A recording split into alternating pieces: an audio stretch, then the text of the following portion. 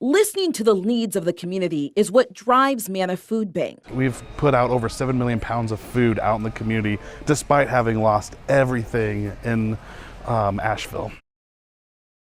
Hurricane Helene floodwaters consumed Manna's Asheville warehouse. Despite all of our efforts, we moved all of our food up high we put the racking up high. The facility had endured floods before. 1 or 2 feet of water, maybe coming up to the building. But nothing like Helene. There was a wall of water that destroyed our walls, our facility, all of our forklifts, equipment, IT, everything was destroyed.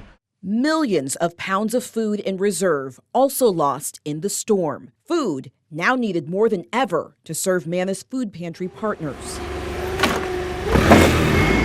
For 30 years, In His Hands Food Pantry out of Brevard has depended on Manna to help serve about 100 families in its community. We come to Manna every Wednesday, and we give out food every Thursday. This week, no different.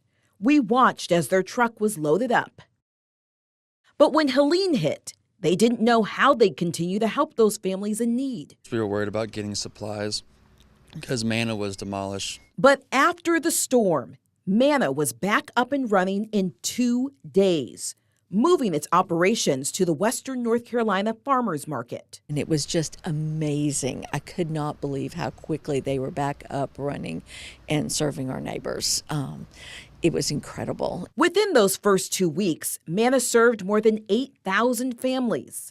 And then within those 2 weeks, we were able to secure a lease for this facility. Securing a new property had been in the works for years. In 2018, our board had already approved us to pursue looking for a new facility because it was on a floodplain. Those plans were put on hold during the pandemic. And just 2 days before the storm hit, our board approved us to pursue going after this facility, to purchase it. It will take 2 years to completely build it out, but they're off to a good start with the help of donations.